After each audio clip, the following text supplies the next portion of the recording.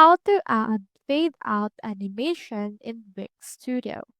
So in order to add those, what we can do is we can head over and then choose in here either a button or text or an image. For this case, I'll head over and then choose in here this image that we have right there. Now click onto this open inspector icon. And then in here, just choose in here this icon, which is the animations and effects. And then let's click onto this add option. We have in here this fade option. So make sure to click on that.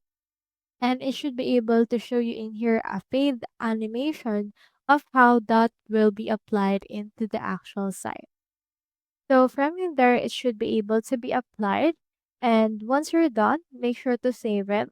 And then click onto this publish icon in order to publish the changes that you have made to this particular element. So that's how you add fade out animation in Wix Studio. Hope we helped.